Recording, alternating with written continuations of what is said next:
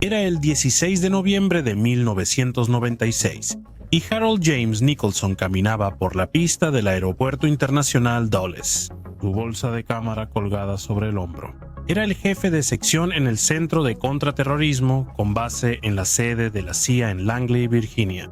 Dentro de su bolsa había 10 rollos de película sin revelar que contenían algunos de los secretos mejor guardados de Estados Unidos. Abordaba un vuelo a Suiza, donde oficiales de inteligencia rusos lo esperaban para pagarle por traicionar a su país. Lo que Nicholson no sabía era que los agentes del FBI se estaban acercando por todos lados. Cuando se acercó a las escaleras del avión, la trampa se activó. Los agentes lo rodearon y en ese momento tenían en sus manos al oficial de la CIA de más alto rango jamás atrapado espiando para una potencia extranjera. Pero este arresto no fue el final de la historia de traición de Jim Nicholson. De hecho, fue solo el comienzo.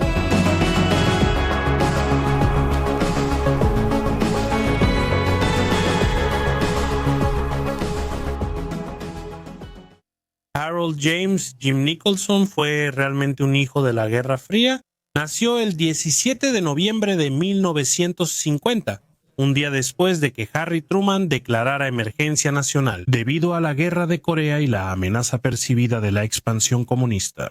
Su infancia en Woodburn, Oregón, estuvo marcada por la cultura militar y de inteligencia. Su padre biológico abandonó a la familia cuando él era joven y su madre, excriptógrafa del ejército, se casó de nuevo. Marvin Nick Nicholson, un oficial de carrera de la Fuerza Aérea, adoptó formalmente a Jim cuando tenía 7 años. En 1957, la Unión Soviética lanzó el satélite Sputnik. Esa esfera metálica que orbitaba la Tierra cada 90 minutos fue un triunfo científico que demostró la capacidad potencial de Moscú para llevar destrucción nuclear al suelo estadounidense. Durante 12 años, las bases de la Fuerza Aérea fueron los patios de juegos de Jim y el miedo existencial de Estados Unidos marcó su vida diaria. La familia Nicholson no permanecía mucho tiempo en un lugar. Su crianza fue transitoria. La familia se mudaba constantemente con cada cambio de base de su padrastro. Este estilo de vida hacía difícil que el niño, que era naturalmente tímido, pudiera formar amistades duraderas. Siempre era el chico nuevo, teniendo que adaptarse constantemente a nuevas escuelas, nuevas caras y nuevos lugares. Jim halló consuelo en los libros. En la base de la Fuerza Aérea Edwards, en el desierto de Mojave, en California, el joven Jim se sumergió en la ficción de espías, desde James Bond hasta Napoleón Solo e incluso el torpe Maxwell Smart. Admiraba a los hombres retratados como capaces de cambiar la historia y lucir geniales haciéndolo. Jim Nicholson pasó sus años formativos de preparatoria en la Desert High School en la base de la Fuerza Aérea Edwards, antes de graduarse de la Novato High School en California en 1969. Este fue el auge de la guerra de Vietnam y de las protestas contra ella. El escándalo de Watergate sacudió la fe de los estadounidenses en sus líderes. Jim se negó a participar en una sentada masiva en protesta por la guerra de Vietnam en su preparatoria. Con sangre militar ya corriendo por sus venas, Jim eligió la lealtad a la autoridad sobre la rebelión popular. En la Universidad Estatal de Oregón, Jim se inscribió en el cuerpo de entrenamiento de oficiales de reserva. Parecía destinado a seguir la tradición familiar de servicio militar. A inicios de 1973, conoció a una joven menudita llamada Laura Sue Cooper, quien se hacía llamar Lori. Un chiste atrevido que hizo mientras ella se pesaba antes del entrenamiento de esgrima y una coqueta respuesta con un golpe en el brazo. Más tarde, la pareja se enamoró. Jim le propuso matrimonio a menos de una semana de su primera cita, y Lori aceptó sin dudarlo. Su boda, el 10 de junio de 1973, parecía sacada de un cartel militar. Lori vestía de blanco mientras que Jim se mostraba orgulloso con su uniforme de gala del ejército, habiendo terminado tercero en su clase. Con la guerra de Vietnam llegando a su fin y sin más guerras por pelear, Jim puso su mirada en la inteligencia militar. Para Jim, aunque el enemigo lo estuviera oculto, la misión era igual: vencer al comunismo donde amenazara a Estados Unidos. En Fort Devens, Jim aprendió a descifrar códigos y sus superiores notaron su talento. Para 1975, él se dirigía a Okinawa, en Japón, donde la Agencia de Seguridad del Ejército vigilaba las actividades comunistas en toda Asia. Este era el trabajo soñado para Jim: inteligencia real contra los enemigos de Estados Unidos. Para Lori, fue el comienzo de un lento descenso hacia el resentimiento y la soledad. Ella había abandonado su propia educación universitaria para seguir la carrera de su esposo, y pronto desarrolló desprecio por el papel de esposa de oficial que se esperaba que desempeñara. En Okinawa, la estrella de Jim ascendió de manera constante.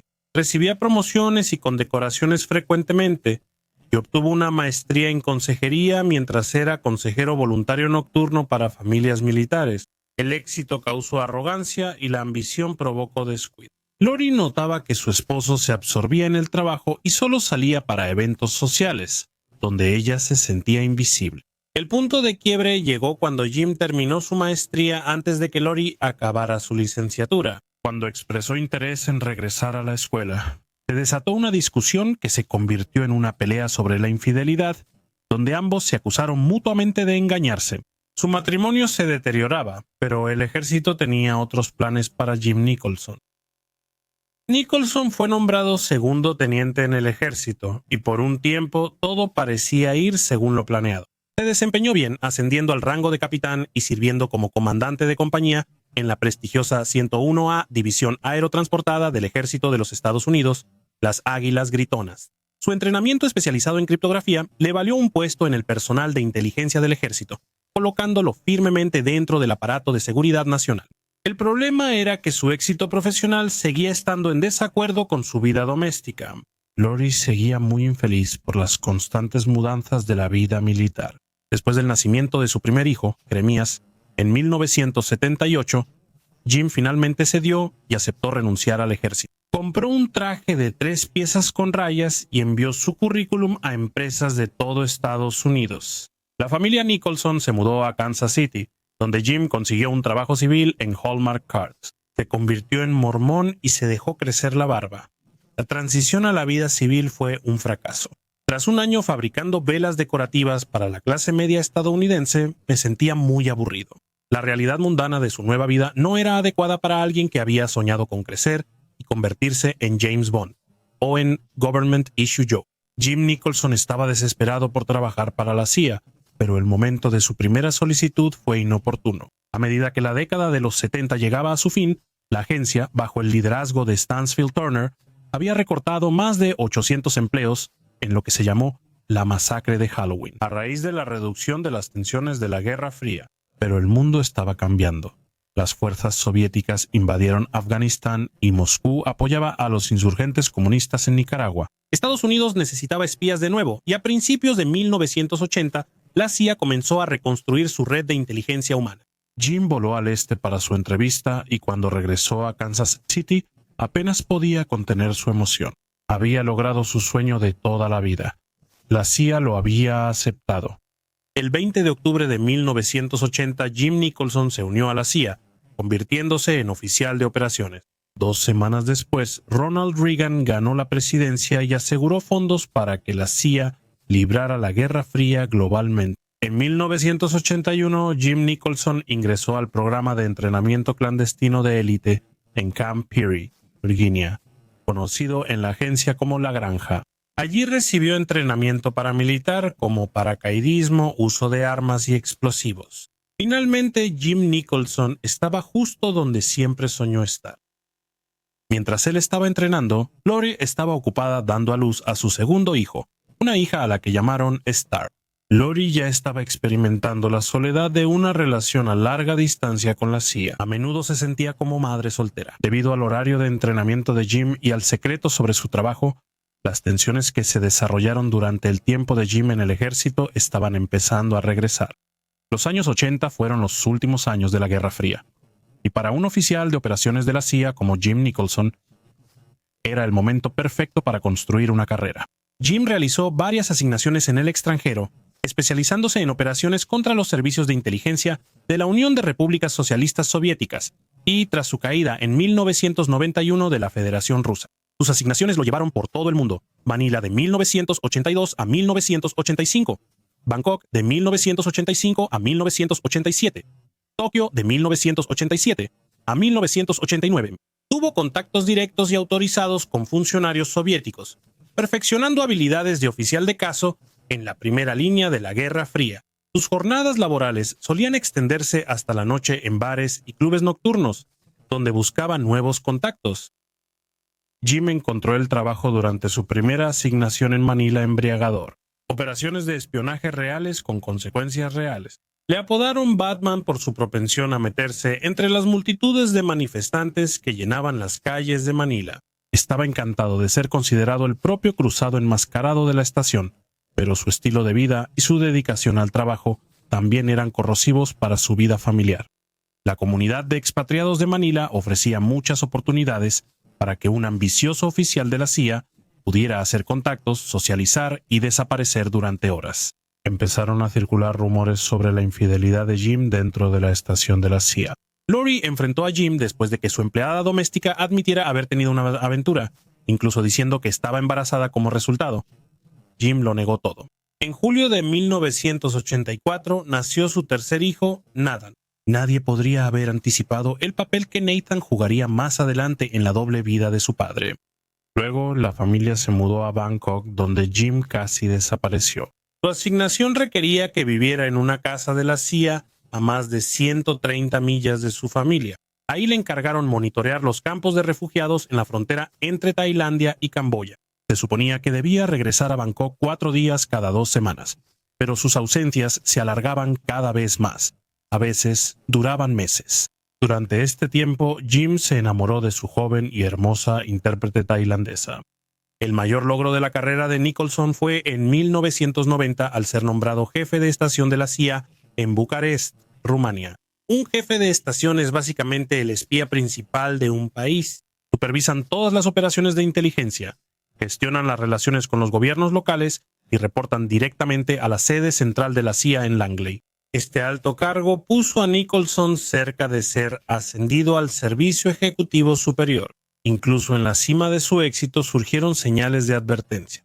Su adicción al trabajo y los problemas personales crecientes empezaron a preocupar. Lori también fue culpable de infidelidad, iniciando una relación romántica con un hombre local en Bucarest, a quien ayudó a aprender inglés. En 1992, la vida personal de Jim Nicholson estaba en caída libre. Su familia se había mudado 21 veces en 23 años y esto puso una enorme presión sobre su esposa y sus 3 hijos. Súmale la infidelidad de ambas partes y el matrimonio pronto implosionó. Lori volvió a Estados Unidos y pidió el divorcio, comenzando una amarga y costosa lucha por la custodia.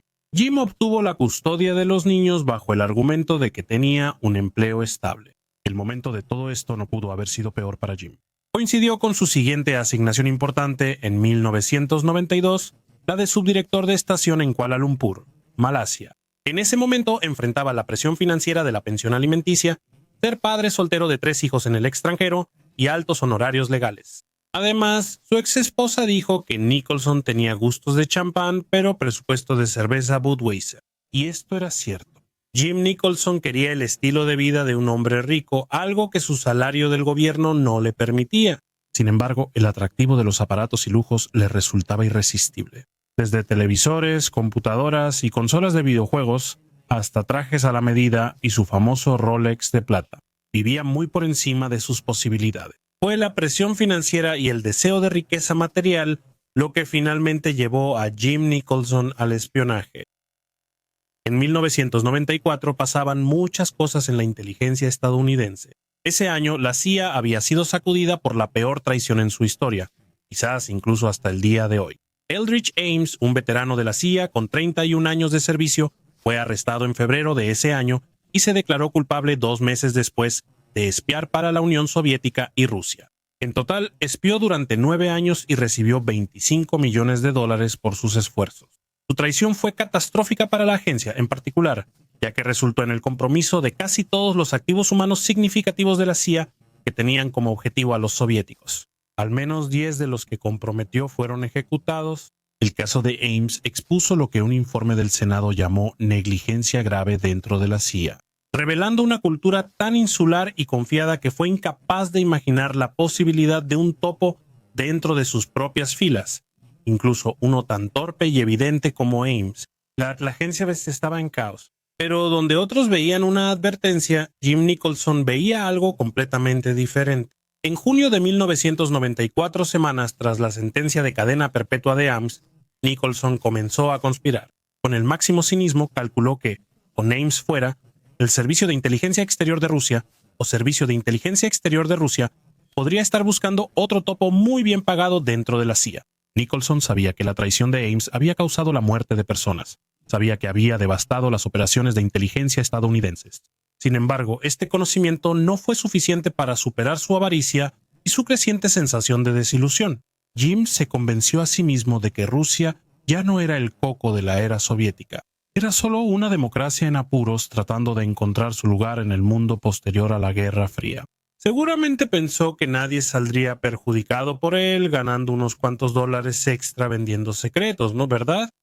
Jim Nicholson cruzó el Rubicón en junio de 1994. Su primer acto de traición fue presentarse descaradamente por su cuenta. Mientras se desempeñaba como subjefe de estación en Kuala Lumpur, Nicholson asistió a una reunión con Yuri Blasov, un oficial del Servicio de Inteligencia Exterior de Rusia ruso. La CIA autorizó la reunión como parte de sus funciones para evaluar y posiblemente reclutar oficiales de inteligencia extranjeros. Para Jim Nicholson, esta reunión parecía un asunto rutinario. En lugar de reclutar para Estados Unidos, ofreció sus propios servicios a Rusia, dejando en claro que quería dinero a cambio. Reuniéndose en una sala segura en la embajada rusa, le dijo a Blasov que su misión en Malasia pronto terminaría. Y citando los crecientes gastos de su divorcio y la batalla por la custodia, pidió $25,000. El oficial del Servicio de Inteligencia Exterior de Rusia ruso estaba sospechoso, desconfiando de que la oferta pudiera ser una trampa diseñada para atraparlo. Preguntó con escepticismo qué información creía Nicholson que podía aportar, una pregunta para la que el futuro espía ya estaba preparado. Nicholson entregó de inmediato las identidades de al menos una docena de activos de la CIA en Kuala Lumpur. Pero esto era solo cosa menor. Nicholson explicó que para su siguiente asignación regresaría a Estados Unidos, donde sería instructor en la finca, el centro de entrenamiento encubierto de la CIA por el que él mismo se había graduado. Ahí tendría acceso a las verdaderas identidades de cientos de agentes en formación de la CIA. Muchos de estos hombres y mujeres luego serían enviados al extranjero, incluso para espiar a Rusia. No había mucho más que decir después de esto. Para Blasov, convertir al subjefe de estación estadounidense sería un gran golpe de inteligencia para los rusos y le daría un gran impulso a su propia carrera. Una semana después, Nicholson se reunió de nuevo con Blasov en la embajada rusa. Le dieron $25,000 en billetes nuevos de $100 y le aseguraron que Moscú tenía reservados otros $75,000 para pagarle después. Se acordó que Nicholson se reuniría en secreto con su nuevo contacto en Nueva Delhi y recibió una dirección postal en Harare, Zimbabue, para futuras comunicaciones. Le tomaron una fotografía para fines de identificación y su contacto podría reconocerlo por el Rolex en su muñeca derecha. El 30 de junio de 1994, un día después de su última reunión reportada con el oficial del Servicio de Inteligencia Exterior de Rusia, apareció una transferencia de $12,000 en su cuenta de ahorros de Selco Credit Union en Oregón. Así de simple se había cruzado la línea. Jim Nicholson estaba trabajando como doble agente para los rusos. A finales de 1994, la asignación en el extranjero de Jim Nicholson llegó a su fin y regresó a Estados Unidos, mudándose a Campri junto con sus 3 hijos. En su nuevo papel como instructor en el Centro de Entrenamiento Clandestino de la CIA, conocido como La Granja, era responsable, en parte, de los activos más valiosos de la CIA, su futuro. Como agente doble y traidor reciente, él lo veía como su mina de oro personal. Tenía acceso legítimo a los expedientes completos del personal, datos biográficos detallados y futuras asignaciones de cada nuevo oficial de casos de la CIA. En las clases de entrenamiento de 1994 a 1996, la CIA recluta y entrena cada año a nuevos oficiales de caso. Ellos son los futuros espías de Estados Unidos, personas que pasarán sus carreras en lugares peligrosos, robando secretos y protegiendo la seguridad nacional. Sus identidades están entre los secretos mejor guardados del gobierno, y Jim Nicholson tenía acceso a todo eso. El papel específico de Nicholson era enseñar las técnicas del espionaje. La ironía es que enseñaba a sus reclutas a evitar las trampas que él mismo les ayudaba a poner. Nicholson usaba técnicas de espionaje sofisticadas y calculadoras, empleando herramientas de la agencia en su contra. Pidió prestada una cámara de alta resolución oculta dentro de un portafolio a la Oficina de Servicios Técnicos de la CIA para fotografiar documentos clasificados en su oficina. También usó una computadora portátil personal para escribir y almacenar resúmenes de información clasificada. Robó informes sobre la política exterior de Estados Unidos, cables clasificados y, sobre todo, los de interrogatorio de inteligencia de Eldridge Ames. Eso sería invaluable para el Servicio de Inteligencia Exterior de Rusia para evaluar cómo habían atrapado a su topo anterior. Jim Nicholson usó el sistema postal de Estados Unidos para comunicarse con sus contactos, enviando postales a apartados extranjeros. Firmadas como Neville Harris Treaty, estas postales tenían mensajes codificados sobre sus asignaciones y viajes planeados. El alias elegido es interesante. Lytton Street era un famoso biógrafo británico y miembro del grupo de Bloomsbury, conocido por su ingenio y estilo de vida poco convencional. En diciembre de 1994, Jim se hacía pasar por turista en el vestíbulo del Hotel La Meridian en Nueva Delhi. Llevaba una bolsa de compras y usaba su Rolex en la muñeca derecha. Al acercarse Sergei Polyakov y decir su parte del diálogo, Jim le entregó la bolsa en silencio. Esa noche, un auto lo llevó a una oficina comercial donde Sergei Polyakov y sus colegas lo esperaban. La bolsa de compras contenía los expedientes de los aprendices de carrera que Jim había impreso él mismo. Los nombres reales, antecedentes y futuras asignaciones de la próxima generación de espías de Estados Unidos. A cambio, Polyakov le dio un paquete de papel marrón que contenía $50,000 en efectivo. Durante los siguientes días, Polyakov y su equipo entrenaron a Jim sobre cómo burlar las pruebas de polígrafo que todos los oficiales de la CIA enfrentaban periódicamente. Le enseñaron técnicas de respiración y ejercicios mentales para ocultar el engaño sin usar drogas. También debía comprar una laptop específica, una Toshiba Satellite con Windows 31, para poder descargar archivos en disquetes y encriptarlos, minimizando sus posibilidades de ser atrapado con documentos físicos. Jim Nicholson debió sentir que había llegado a la cima. Estaba viviendo su fantasía de espía y le pagaban más dinero del que había visto en su vida. Pero no todo fue fácil.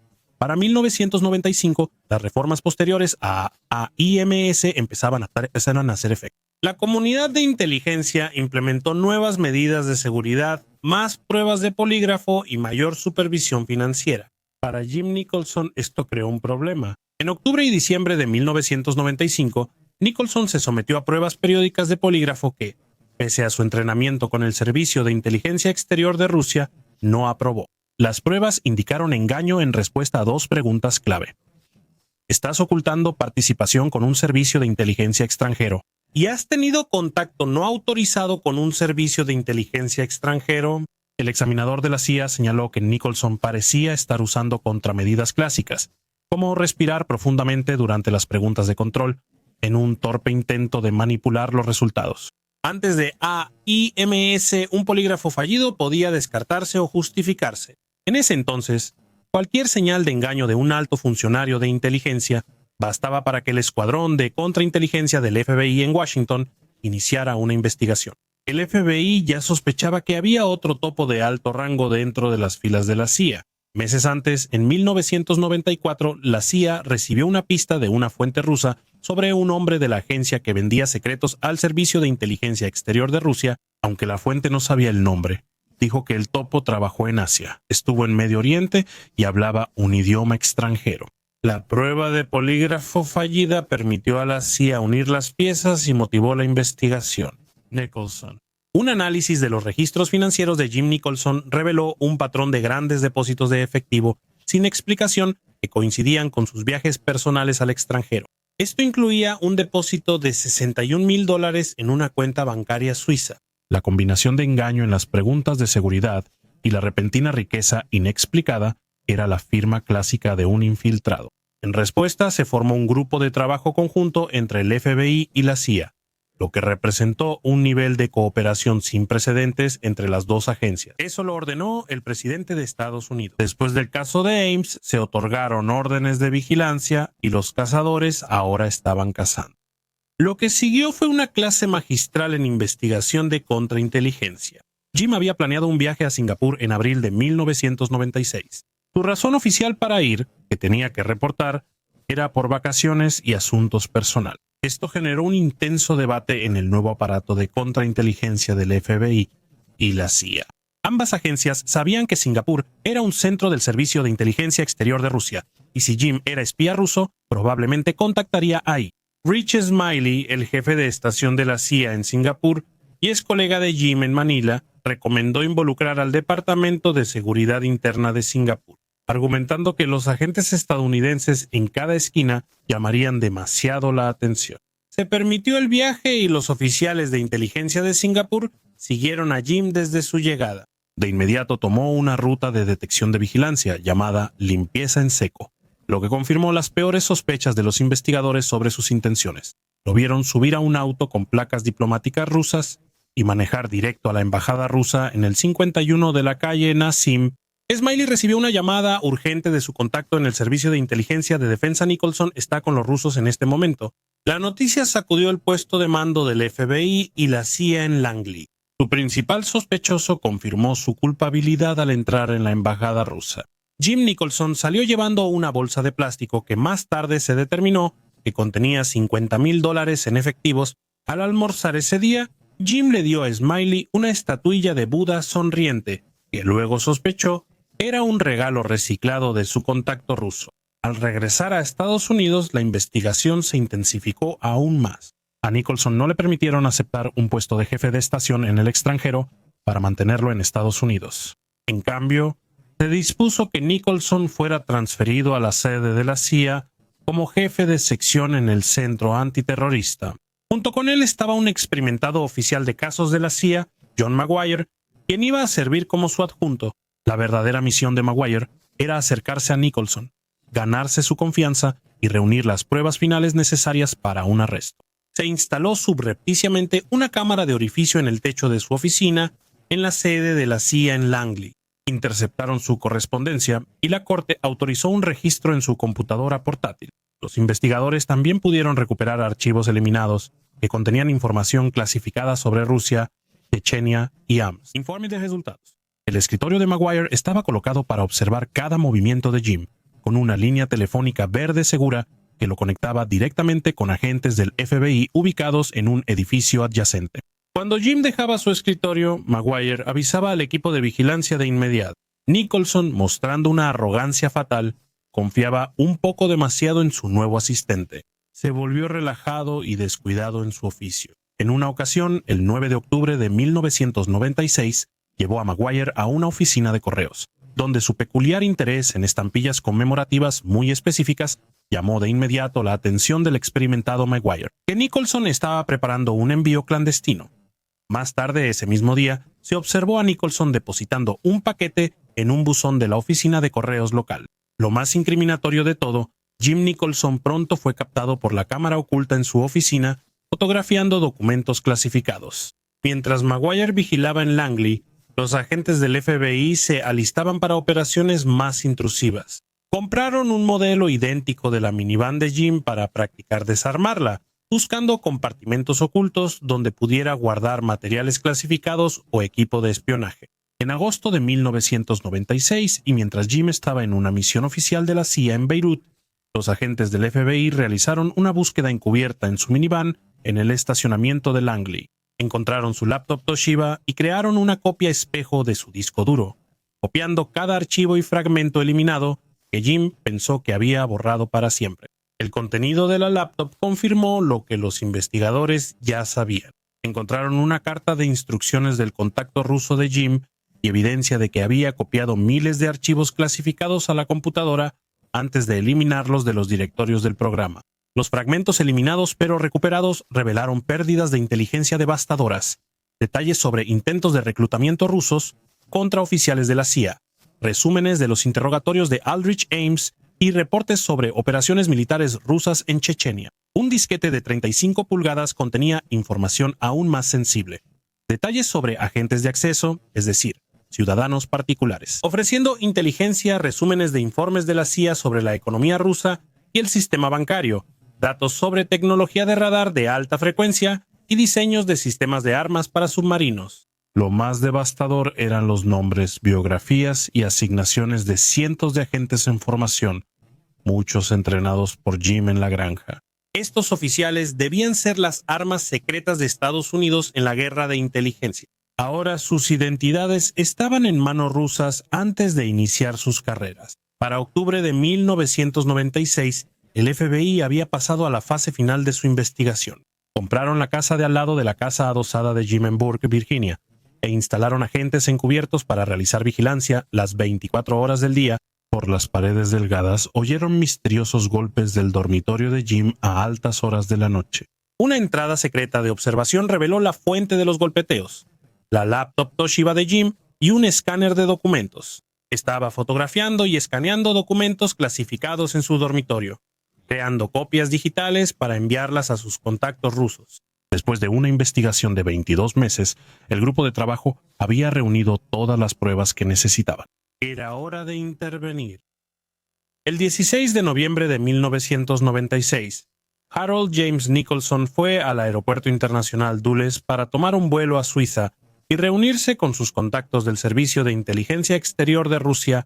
Esto nos lleva de regreso a donde empezamos. Mientras cruzaba la pista, fue rodeado por agentes del FBI y arrestado. En su bolsa de cámara llevaba rollos de películas sin revelar que contenían fotografías de información clasificada de defensa de Estados Unidos. Mientras tanto, el FBI irrumpió en la casa de Nicholson, destrozándola en busca de más pruebas. Todo el tiempo, dos de sus hijos adolescentes observaban incrédulos. Jim Nicholson fue acusado en el Distrito Este de Virginia de conspiración para cometer espionaje. El cargo conllevaba una pena máxima de cadena perpetua sin libertad condicional, y los fiscales señalaron que, bajo ciertas condiciones legales, la pena de muerte era una posibilidad, aunque era poco probable que ocurriera. Las pruebas en su contra, detalladas en la denuncia penal, y las declaraciones juradas de apoyo eran abrumadoras. Incluía un patrón de ingresos inexplicables que sumaban más de $120,000, el hallazgo de documentos clasificados en su poder y computadora ajenos a sus funciones, correspondencia interceptada por el FBI y la videovigilancia de él fotografiando archivos secretos en su oficina de la CIA. Frente a esta montaña de pruebas, Nicholson hizo lo que la mayoría de las personas racionales haría: llegó a un acuerdo. En marzo de 1997 aceptó un acuerdo y se declaró culpable de conspirar para cometer espionaje. Una condición central del acuerdo de culpabilidad era que Nicholson cooperaría plenamente con los investigadores y participaría en extensas sesiones informativas para evaluar los daños. El gobierno necesitaba saber exactamente qué había comprometido. La imagen que surgió de las sesiones con Nicholson fue devastadora. El daño más grave fue al capital humano de la CIA. Varios agentes que trabajaban bajo la cobertura más profunda tuvieron que ser retirados de sus misiones. Sus vidas se pusieron en riesgo y sus carreras se alteraron irrevocablemente. Su traición a los aprendices de la finca, sus propios estudiantes, comprometió a toda una generación de futuros espías cuyas carreras terminaron antes de comenzar. La traición de Nicholson obligó a la CIA a asumir el peor de los escenarios. La agencia no tuvo más opción que cancelar operaciones de inteligencia planeadas y reasignar a los agentes de misiones importantes. El impacto de esta pérdida, la inteligencia crítica no recopilada y las decisiones políticas tomadas sin ella, se consideró incalculable. El 3 de junio de 1997, Jim Nicholson compareció ante un juez federal para recibir sentencia. Ofreció una disculpa vacilante y llorosa, alegando que su motivación fue un deseo equivocado de proveer para sus 3 hijos y expiar sus fracasos como esposo y padre. El juez lo sentenció a 23 años y 7 meses en una prisión federal. Nicholson fue encarcelado en la Institución Correccional Federal en Sheridan, Oregón. Esta prisión fue elegida para permitirle mantener contacto con sus hijos y sus padres ancianos. Este acto de misericordia resultaría ser un error crítico. Una vez tras las rejas, el prisionero sabio y carismático se convirtió en una figura respetada entre sus compañeros reclusos. Dirigía los servicios religiosos mormones y servía como mentor para los prisioneros jóvenes. Pero una vez más, Jim Nicholson estaba jugando un doble juego. Desde su celda en Institución Correccional Federal Sheridan, comenzó a planear cómo restablecer el contacto con sus manejadores rusos. Sus motivaciones eran 2. Sentía que le debían una pensión por los secretos que ya había vendido, y creía que todavía poseía información valiosa y sensible al tiempo que podía monetizar. Antes de que se volviera obsoleta, sus primeros intentos, alrededor del año 2000, fueron rudimentarios. Intentó convencer a otros reclusos de que sus familiares enviaran cartas por él al gobierno ruso. La noticia de estos intentos llegó al FBI a través del sistema penitenciario, pero no actuaron de inmediato por falta de pruebas contundentes. Cuando Nicholson se dio cuenta de que sus planes para restablecer la comunicación con los rusos no habían funcionado, ideó algo que le tocaba un poco más de cerca. Para 2006, Nicholson había centrado su atención en su hijo menor, Nathan. Nathan, estudiante de 22 años en Lane Community College, aún enfrentaba las secuelas de la condena de su padre. Nathan siempre idolatraba a su padre, viéndolo como un héroe, y creyendo por mucho tiempo que fue condenado injustamente.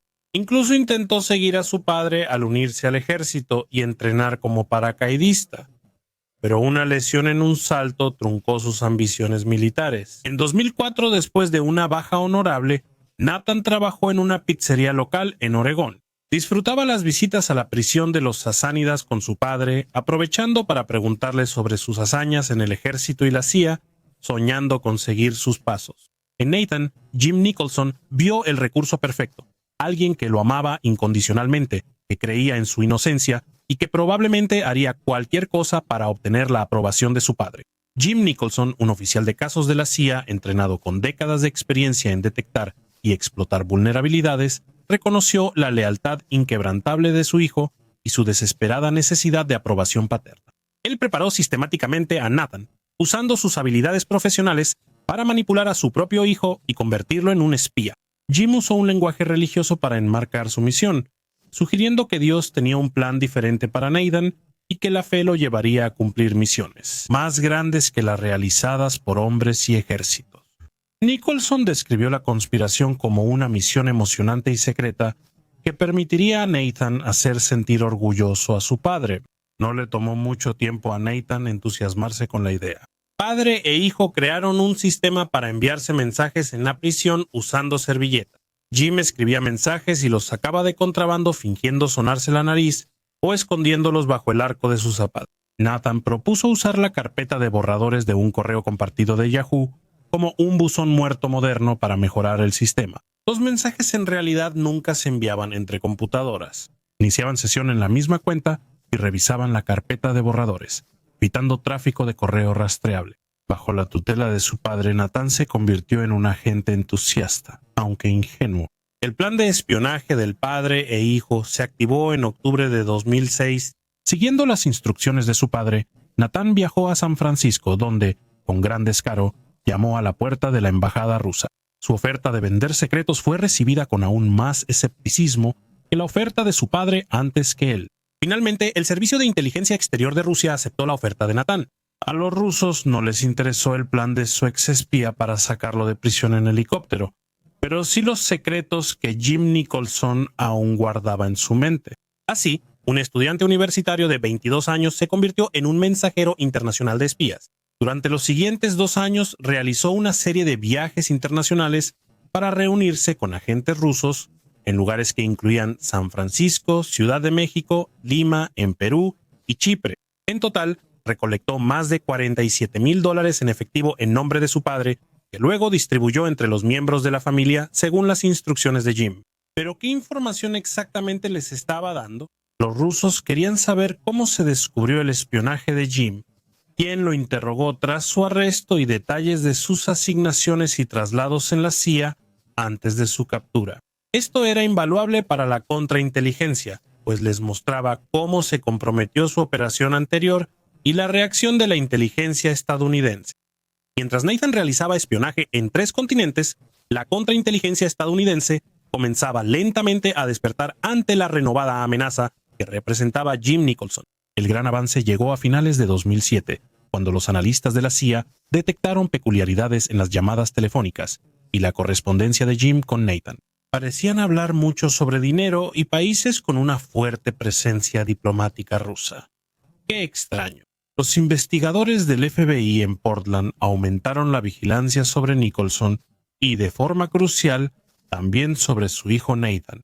Intervinieron en el auto de Nathan, pincharon sus líneas telefónicas y monitorearon sus correos electrónicos. El FBI fue descubriendo gradualmente los complots internacionales planeados desde una celda en una prisión de Oregón. En 2007, Nathan viajó a Lima, Perú, para vender más información de inteligencia a su padre. Aunque se les pasó su salida de Estados Unidos, al regresar, el FBI se aseguró de que Nathan fuera desviado por la aduana, donde le quitaron su libreta azul de bolsillo y la fotografiaron en secreto. El pequeño libro azul resultó ser fundamental, ya que detallaba sus reuniones con agentes rusos, junto con direcciones, nombres en clave señales de reconocimiento y preguntas que planeaba transmitirle a su padre. El FBI no actuó entonces porque quería atrapar a Nathan cometiendo espionaje. Los investigadores supervisaron a Nathan por 12 meses. Finalmente, en diciembre de 2008, Nathan voló a Chipre. Fue vigilado y, lo más importante, grabado en video fuera de un TGI Fridays recibiendo dinero en efectivo de un oficial de inteligencia ruso. En diciembre de 2008, Nathan Nicholson fue arrestado en su departamento tras regresar a Estados Unidos. Una búsqueda inicial en su casa reveló $9,500 en efectivo que había escondido en su buró. Después del arresto y al ser confrontado con las pruebas y la cruda realidad de sus propios crímenes y la manipulación de su padre, Nathan decidió cooperar totalmente con el gobierno de Estados Unidos. Su decisión fue clave para el nuevo caso contra su padre como parte de un acuerdo de culpabilidad. Nathan detalló toda la conspiración de 2 años, explicando cómo su padre lo había manipulado, le daba instrucciones y dirigía las reuniones y el lavado de dinero. En enero de 2009, padre e hijo fueron acusados formalmente. En lugar de espionaje, fueron acusados de conspiración para actuar como agentes de un gobierno extranjero y conspiración para cometer lavado de dinero internacional. Aunque padre e hijo enfrentaron los mismos cargos, sus resultados legales fueron muy distintos. Nathan fue visto por los fiscales y el tribunal como una víctima del esquema corrupto de su padre. El memorando de sentencia del gobierno señaló explícitamente que Harold Nicholson, un oficial de la CIA entrenado, había usado sus habilidades para preparar y manipular a su propio hijo. El gobierno argumentó que Jim Nicholson había convertido a su hijo en un instrumento involuntario en un esquema que puso al joven en un serio riesgo legal y físico. En enero de 2011, a los 60 años, Jim Nicholson recibió 8 años más en prisión federal. Nathan recibió una sentencia de libertad condicional sin tiempo en la cárcel y en su lugar se le ordenó realizar servicio comunitario. El caso Nicholson se convirtió en un estudio de casos sobre las vulnerabilidades que aún afectan a la inteligencia estadounidense, incluso en tiempos más seguros cuando la agencia se recuperaba del escándalo de Eldridge Ames. Nicholson pudo acceder y fotografiar documentos clasificados usando equipo de la CIA en una instalación de la CIA, incluso mientras estaba bajo cierto grado de sospecha. Quizás más importante aún, la segunda conspiración reveló una categoría completamente nueva de amenaza. Jamás un espía condenado había logrado organizar otra operación de espionaje desde la cárcel con éxito. El caso obligó a la Oficina de Prisiones y al FBI a reconsiderar cómo monitoreaban y restringían las comunicaciones de los operativos de inteligencia encarcelados. La CIA, a su vez, implementó un monitoreo financiero más riguroso de sus empleados, aumentó la frecuencia de los exámenes con polígrafo y reforzó las medidas de seguridad física en sus instalaciones. Instalar cámaras de vigilancia en oficinas con materiales clasificados se volvió estándar tras las lecciones de la investigación de Nicholson. Las identidades de los oficiales de la CIA que Nicholson comprometió en los 90 afectaron las operaciones de inteligencia de Estados Unidos durante años. Los materiales de entrenamiento y los métodos que Nicholson reveló de la base obligaron a la CIA a modificar sus programas de capacitación y desarrollar nuevas técnicas para preparar a los oficiales de caso. Cuando Harold James Nicholson hizo ese primer contacto con la inteligencia rusa en 1994, probablemente pensó que estaba haciendo una transacción simple. Decretos por dinero, tenía cuentas que pagar, un divorcio costoso que financiar y un estilo de vida que mantener.